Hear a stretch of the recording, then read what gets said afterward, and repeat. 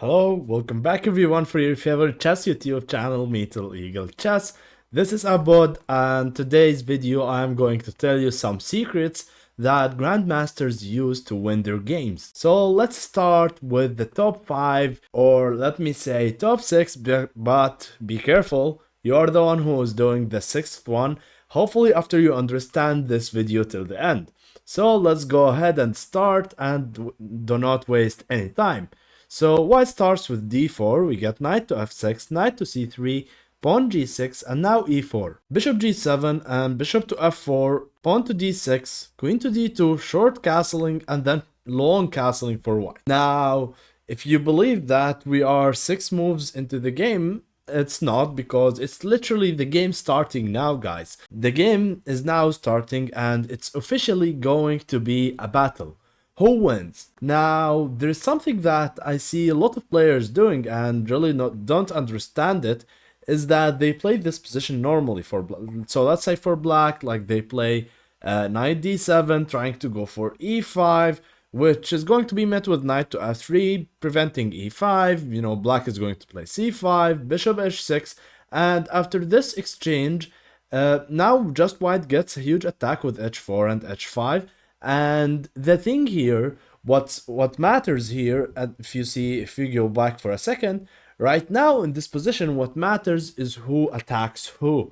Who is the one who's going to be able to break through and try to deliver the checkmate to the other king. Alright, does not matter the material, does not matter how many pieces do you got, does not matter the pawns you got. So black here goes for c6. Now he's trying to go for b5 and b4 and then try to take on e4 with his knight. So right now white wastes no time and goes for bishop to h6. Now usually, guys, if you try to go h4 immediately, it's gonna be met with h5. And the only way to break through after that is going to be to sacrifice a pawn by playing f3 and g4, you know, opening the queen square to h2 for a potential h5 battery. So let's go back for a second. So it's better to go bishop h6 and then follow it up with h4, h5, so black cannot play h5 themselves. Alright, and now black goes for b5. So a lot of people actually as well forget this always, but this is a really important thing, because like it really affects the style of your play and how do you think in general, not just in chess, is that to ask always what's my opponent idea with his last move. So is black playing b5 from nowhere? No, he got a brain also and he's thinking for you. He's trying to destroy you as well. b5 is threatening b4, right? Which after that I'm going to move my knight back and then lose this pawn on e4.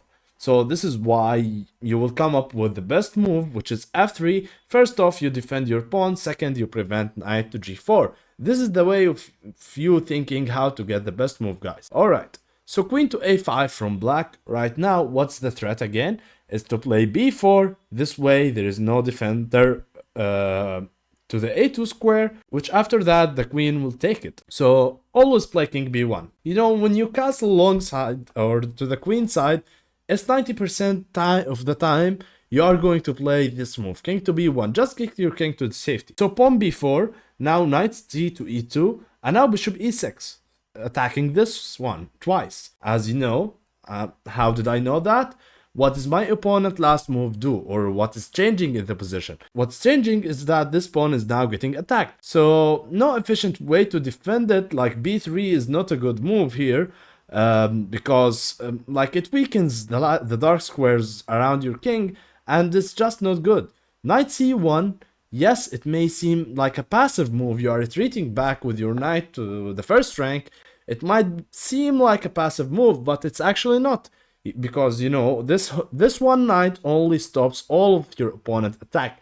And now you are ready to attack them. So, you know, black goes back, queen b6, try to push this a pawn down through the board, and right now white comes. White saying, okay, I defended the whole game. Right now it's my turn to throw at you. So h4, throwing pawns on black. So h4, we got a5 from black, and now h5. Just a quick trick here.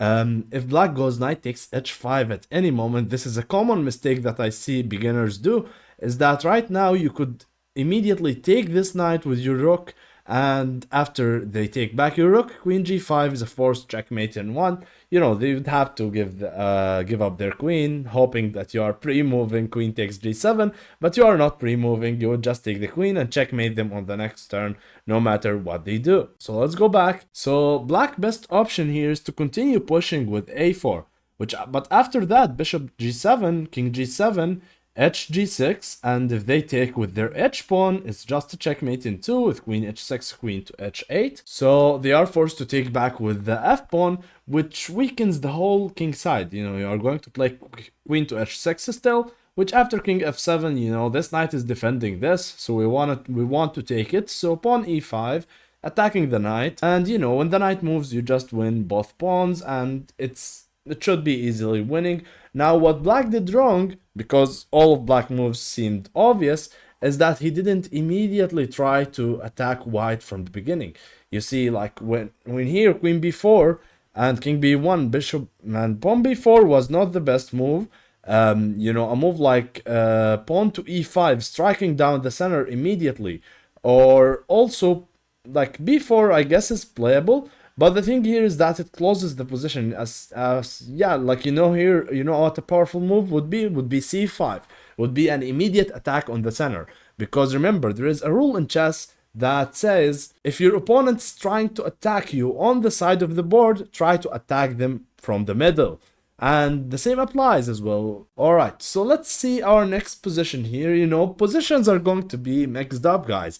Some positions will be easy to use, so we will be beginners friendly, and some of them will be so hard. So we're trying to get all participants to participate with us and learn this 5 top concepts. Alright, so we saw the opposite side castling. This concept is about your opponent not developing fast. You know, as of all of us know, that development is a key to win your chess game. And how is that? Like this. Like black played pawn b6 as their last move, which is not doing anything, and he played h5, which as well is not doing anything. You know, it's scary looking move, Harry 5, as Ginger GM would say, but it's not, because right now, you immediately, as you're ahead in development, you immediately go on and try to throw punches at your opponent. So immediately knight g5 will be attacking the pawn on f7. So what is black doing about it? You know, the only defense is to play knight to h6, right? So this knight could hold this pawn. But right now, queen takes h5, it's gonna be played. Right now, 3 attackers on the pawn on f7.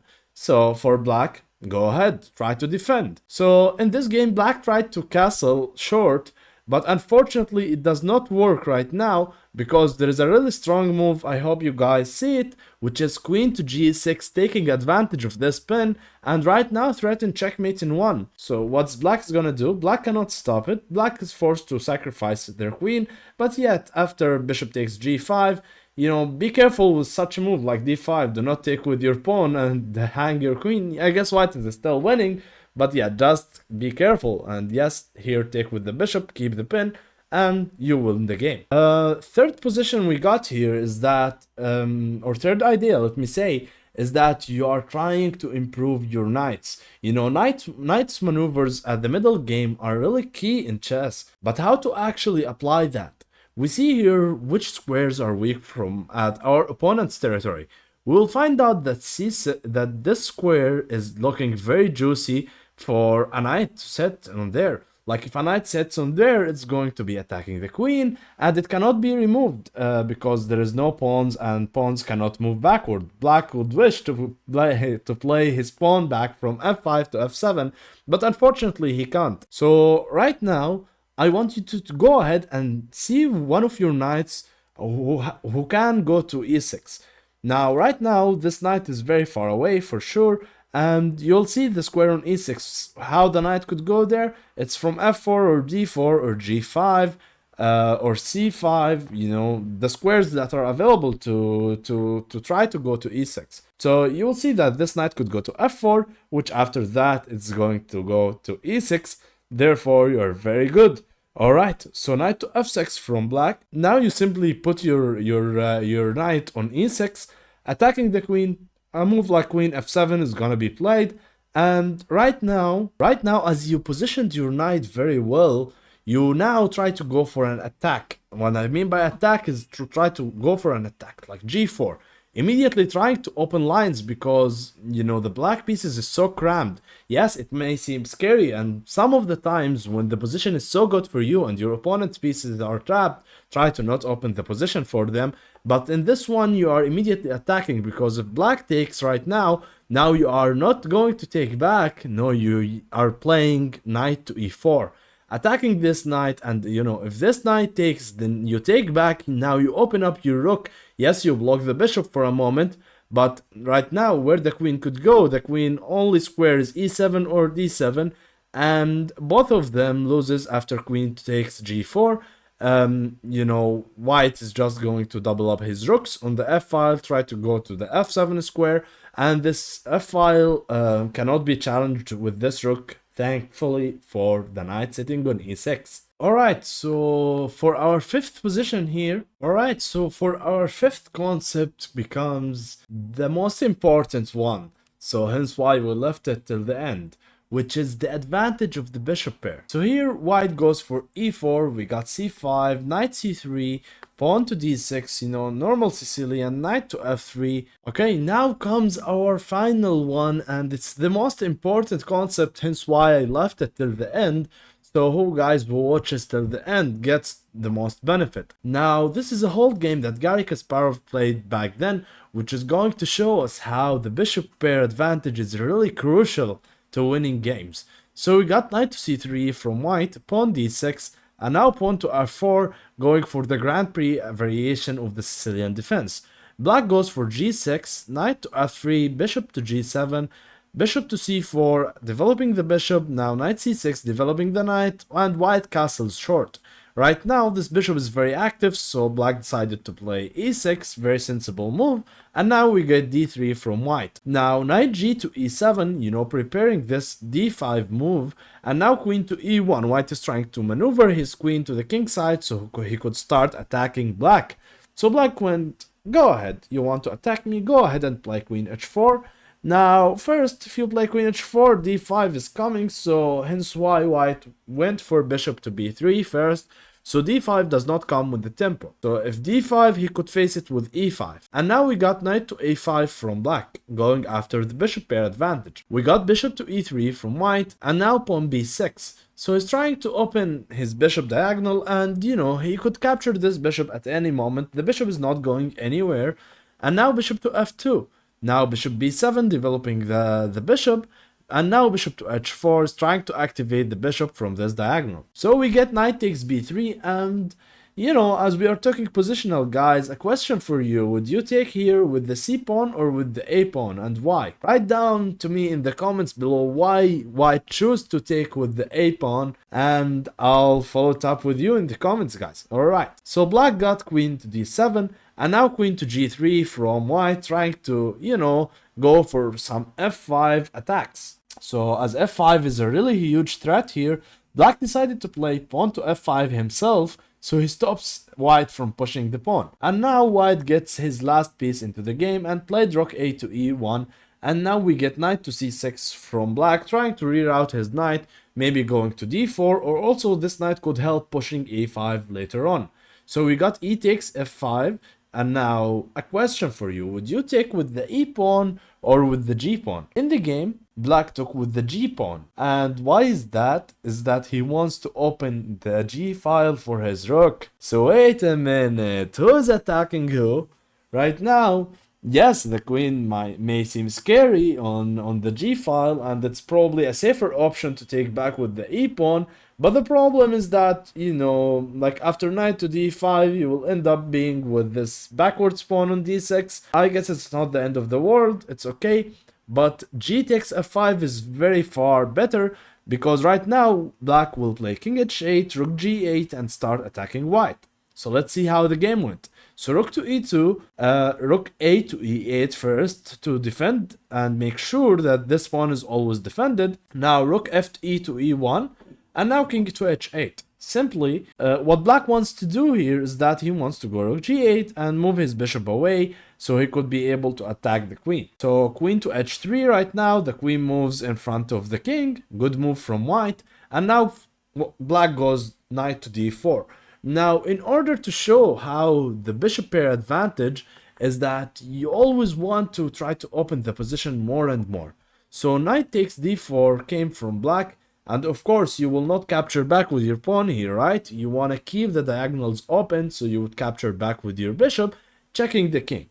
So king h1 was played, and now rook to g8 comes. Knight to d1, white is also trying to reroute his knight. Maybe this knight could go to e3 and then later on to c4.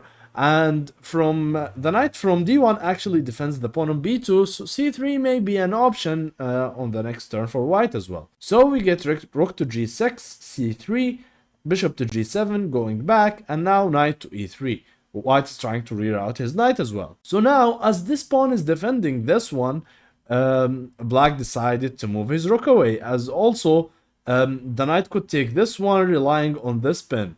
Like, you know, if black is careless and he's not careful about it, and let's say he played a move like queen c6, maybe putting pressure there, he is going to fall into knight takes f5, and black cannot take because he's going to lose the rook. So hence why in the game black chose to play rook to f8, supporting the f5 pawn, and you know, thanks for this rook from g6 supporting the pawn on e6 actually. So bishop to g5 came from white, and now pawn to h6 attacking the bishop. You know, why are you coming here? So bishop to h4 going back again, and now pawn b5. You know what black is doing is that he's trying to stop this knight from developing to c4, because the knight on c4 is just very good, you know, pressuring the pawn on d6, and you know, may seem really like annoying for the black pieces. Alright, so white decided to go back, knight to f1, maybe now knight g3, knight h5 ideas. So now is trying to hold on and try to play the position, but black on the other hand has got the bishop pair. So what are you trying to do when you got the bishop pair is that you try to open the position.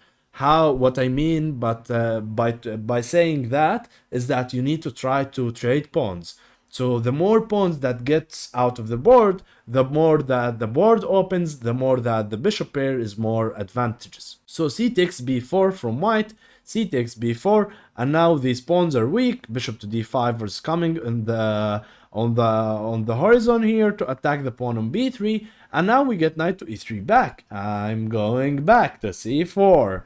Okay, so black said, go ahead. You really want to go to c4 so badly, go ahead and go. So I'm going to double up my rooks, you know, line top with this bishop, and you are getting checkmated, my friend. So here, white decided to play bishop to g3, you know, just blocking this file from these rooks. So now bishop to d4 comes. Okay, you really want to move your knight, or maybe you should think about me taking it. We don't know, but of course, if white left it there, black wouldn't take it. So knight to c4, and now rook 8 to g7. You know, just preparing, just yet improving. Like, this rook is really improved, this rook is really improved.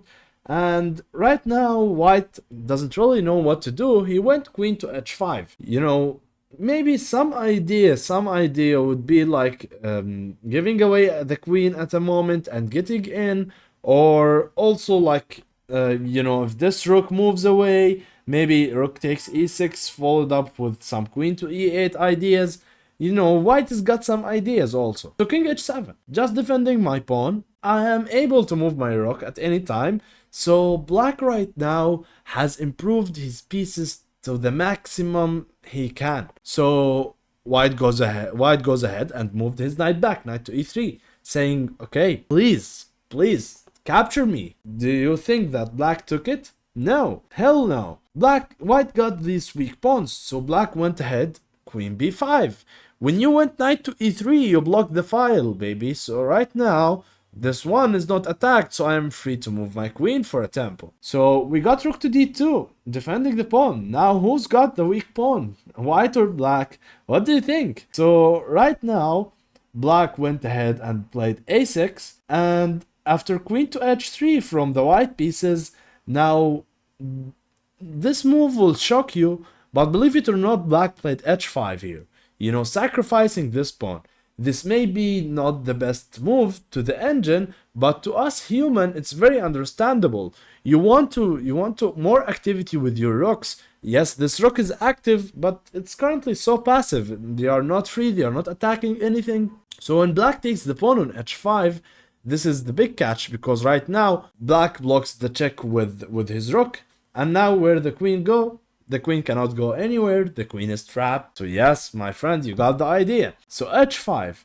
Now rook e to e2, and pawn h4 from black. Black saying, okay, you really want the pawn, go ahead, take it. And I'm pressuring the pawn on g2 very badly here. So white went ahead and moved his bishop to e1, and now you see this one is attacked by 1, 2, 3 times. It's defended 1, 2, 3, 4 times. So removing a defender from there is very good idea. Queen takes e3, and now queen c6. And who is defending this guy? It's no one. Queen to h3 to defend, but now comes queen c1. So you see what black did? Black traded the bishop, but at the right moment, and gave away his bishop pair advantage, but at the right moment. So he is sure that his attack is gonna win him the game, basically. So we got queen takes h4 check, rook to h6, and right now white was relying on this move, rook c2, which he played in the game, you know, counter-attacking the queen, saying, okay, you want my queen, I want your queen, we trade pieces, we are happy, we are friends, but of course not, right? Black goes queen d1, okay, give me the pawn on d3. White says draw. You want to draw? I repeat moves. You want to draw? Of course not. And black goes queen to b1, attacking the bishop again. Right now, the queen has no squares to go to. Keep in mind, he's got only d8, but you know, if queen to d8 is played, then a move like rook takes g2 is just crushing for black here, because after white takes it, queen takes e1 is simple straight checkmate in one. So what white can do? White can do nothing, but queen to f2 is the only move. And now yet comes again, rook takes g2, queen takes g2, bishop takes g2. Black wins the queen for a rook and bishop, and this is just simply straight over simple win for black. White fought on for a couple of moves. You know, he tried to hang on for dear life here, but he wasn't able at the end, and he lost his rook, and with it he lost the game. Now for the sixth one, this one I want you guys to tell me what is the best move here for black based on what we just discussed. I'm not asking about the move, sorry, excuse my language. I am talking about the best plan that black could go for here. What can black play in the long term? Like, we're talking a plan. Make sure to leave it down below in the comments, and I'll follow up with you guys, so we see who's our champions, and we see if there is a strong players following us or not. And also the beginners, you learn, you know, the 1,000-mile journey starts with one step. So you may as well take your first step and try to solve this one, and tell us what is the best plan that black could go for, and we would make a little discussion on it in the comment sections. Thank you guys for watching the video. I hope you enjoyed it. Stay tuned for another videos, and goodbye. Hey, check this video out to make sure that you get more important information to bring your chess to the next level.